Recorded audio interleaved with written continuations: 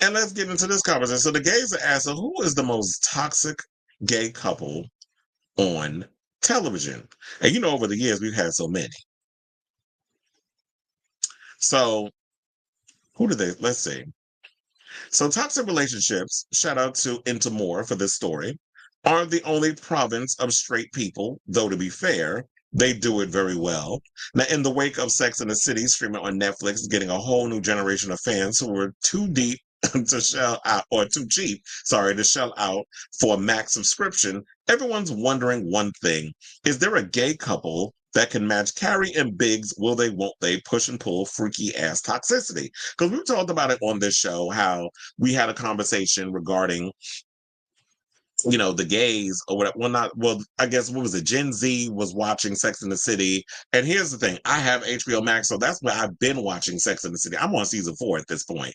So, and you know, there's been 6 seasons. So I've been watching Sex in the City, and I've been kind of like well, yeah, I've been dissecting what's been going on. I'm like, you girl, like her and her relationship, Big and Carrie's relationship, so damn toxic.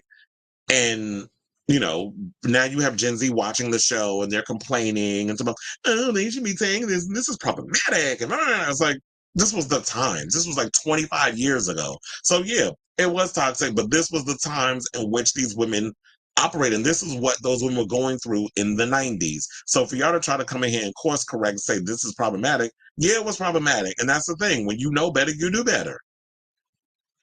So they said like perhaps there's no perfect analog, but as the gays have been showing, there are a few couples that do come pretty darn close. So one of the couples that they did have in regards of like the big toxic relationship, like could they match the toxicity of Carrie and Big? And yes, the top one, because there's been a few, Brian and Justin from Queer as Folk. I was like, yes, I agree.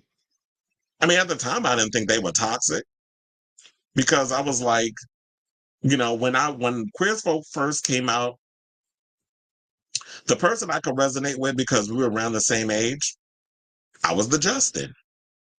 Whereas like you had that young twink who, you know, that you didn't have access to the world of gay. You're trying to come into your sexuality, so you will go down to the gay meccas. You know, for them in Pittsburgh, it was, you know, Babylon and the Meat Hook and Woody's and all that other stuff. In New York, it was Splash, it was XL, it was, you know, Pieces. What else? Stonewall, The Monster, Ties, Rock Bar. You know, we had so many clubs. The one thing about New York is like we were wall to wall with a lot of establishments. We still got a couple out here. You know, one dies, another one comes out. So they said back in the day, these two were controversial, not just for being on again, off again, but of course, you know, the thing that people have a problem with now is the fact that that was that what we've been talking about, especially with Austin Wolf. In that situation, it was a grown man pushing 30 getting into a sexual situation, a web, with someone who was barely legal because Justin's character was 17 when he got with Brian. So I didn't look at it that way because I was young and I didn't know better. And I was doing the same things that Justin was out there doing. I was like, once those floodgates open and you get your first whiff of dick, you know, we don't know what to do with ourselves. So it said Brian Kenny was the one character on the show who wasn't interested in having a monogamous relationship. And, you know, that was vilified, slut shamed, and finally converted. But that was like towards the end, but not really fully converted, but converted enough. This is why I wish they would have really went in the direction of like Samantha, which I saw an interview of Kim Cattrall talking about how in the beginning she said she didn't want to play Samantha when they was trying to court her to do this role. And she said that she had put it on the bookshelf, but it kept something. If she was up late at night, like if she couldn't sleep, that damn script kept calling her because she said, I didn't want to play that part. So she went back in, she read the script again after she had put it away, started taking, like something was calling for her to just look at that damn script again. Went through it, made notes, was circling certain things. And she said when she spoke to, you know, Michael Patrick King, she said, I'm going to do it, but under one condition. Samantha can never have children. And I'm totally glad that she went in that direction because to me, that would have been like, you know what? Samantha knows who she is, and I think that's why so many gays resonate with that character more than anybody else on that any other character on that show. Because when it came down to Samantha, Samantha was like basically a gay man trapped in a woman's body. That's what you hear from a lot of the gays of that generation, and maybe some of Gen Z now. I don't know. Gen Z, drop in comments in the thing if you agree.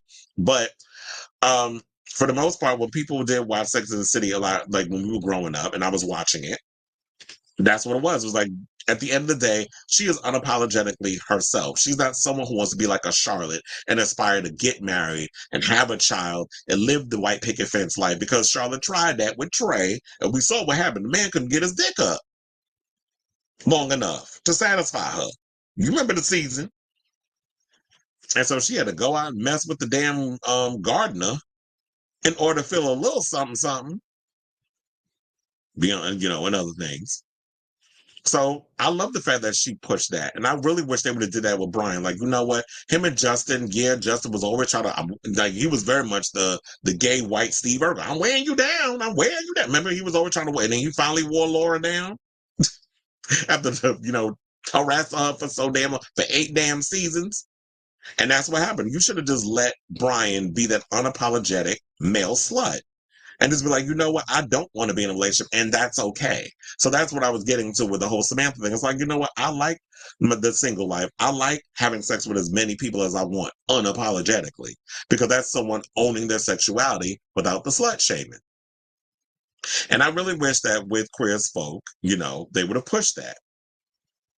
There was another person that they put out too. They said, if y'all watch Shameless, Ian and Mickey. They put viewers through the ringer with their sometimes sweet, often chaotic relationship. Mickey started out as a violent jerk who was Ian's bully, and then they became boyfriends. And Ian loved getting his back blown out by, not Ian. Well, Ian at one point did bottom, but at the most part, for the most part, Mickey loved throwing them legs up to Jesus for Ian's pain. And them redheads, they fucking mutants. That's what I be saying. Another couple that they said, and I do need to watch the rest of this season 2, but they said Lestat and Louis. Lestat and Louis, I should say. I was trying to be all fancy with it. They said, look, Louis even moved to Paris. So I feel like there's always been this connection between, of course, Lestat and Louis, because if you read the Vampire Chronicles and stuff, you know how that story goes. And how tumultuous their relationship with. And they said, like, it's fair to say most vampire relationships are pretty messed up, but these two, sexy as they are, have been through some pretty bad trials. They can't keep away from each other and are clearly soulmates, but sometimes soulmates could put each other through the ringer. If they had taken the time to know each other better, one Redditor recently stated, then Lestat could have seen all this coming. He rushed into the relationship and truly trapped Louis, and now both of them are suffering. But child, they vampires. Like, who got time to be sitting out here? I want to take time to get to know you. It's like, Lestat is somebody who's been alive for hundreds of years, who fancied Louis and had to have him. And that kind of mimics a lot of, crazy relationships, regular relationships. It's just using the vampire as a metaphor. Same thing with Buffy and Angel. Child, y'all should have put them in here too. But they're not gay, so we can't use them. Another couple that they had, shout out to the lesbians, Bet and Tina from the L Word. Now I will say this. Back when Queer as Folk came out, I did watch the L Word, because it was just like, at the time, I was just like, anything LGBT, because we didn't have, and we still don't have as much. We got more than usual. But back in the day, me growing up, we didn't have that many role models or gay stories, storylines, whatever the case, to look up to. Only person I could think of where that I saw any kind of queer representation, especially of color, on network television, was Wilson Cruz as Ricky on My So-Called Life. That was the only, thing that I had as a kid growing up to look forward to, that I would, see someone, a person of color who's queer, that I could look at and be like, and that's back when, fine ass Jared Leto was on there. He's still fine, but he was finer when he was younger. But he still looked the same though. So But then again, Ricky didn't really have no relationship, so we can't really bring that up for him on here.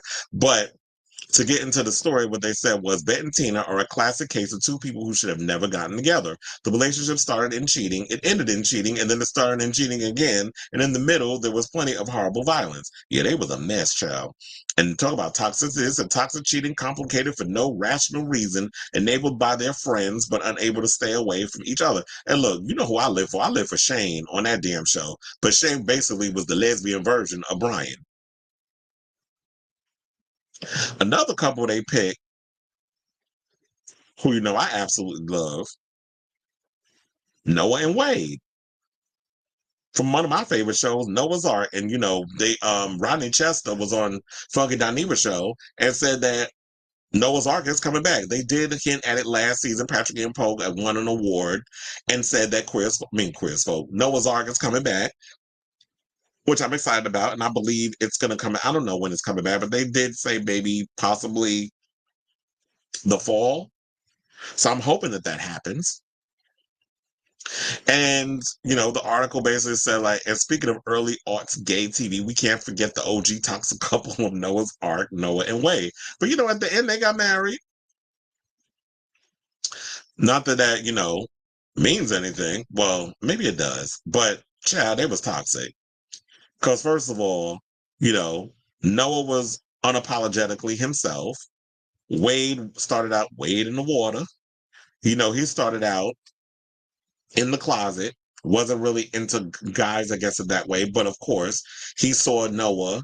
He was sexually enticed by him. Those are his words. Wade is, what we would call in the same gender loving community on the DL.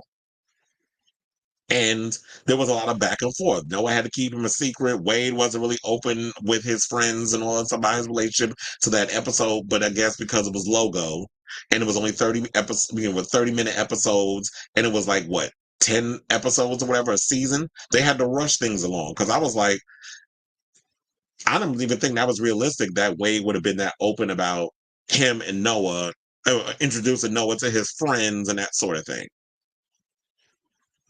But then, of course, we have the whole situation of Noah going to the sex party looking for Ricky, hoish ass, and wound up getting in a relationship. Well, not really. He having a tryst at the sex party with this guy who ended up coming to the wedding of oh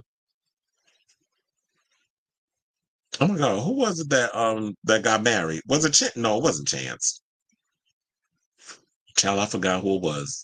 Miss, what's the guy go? Bitch, what's the T? Oh wait, no, they were engaged and he turned them down. That's what that was. So it was Chance. Chance was getting married, and then the boyfriend got punched but the husband got knocked out by accident because he went to go hit Wade and then missed and knocked out Chance's husband. Trying to remember the show off the top of my head. If y'all want to watch the show Noah's Ark, it is on HBO Max, unless I want to wait for Netflix to pick it up. And then, then y'all watch that like you watch Sex and the City, because it seemed like everybody just got Netflix and nothing else. So, and then that's when at that time the big season finale was revealed that Noah had done cheated on Wade. And then that whole situation. And then all of season 2 was Wade got him a new man. And then him and Noah started hunching. They started getting back into the situation. And then there was the car accident for season 2. So there was a lot. But at the end of the day, you know what? I'm actually glad that they were able to work it out and get back together. Now, another couple that they brought up is, I don't think this is the last couple that we have. As last but certainly not least. We're almost at the end.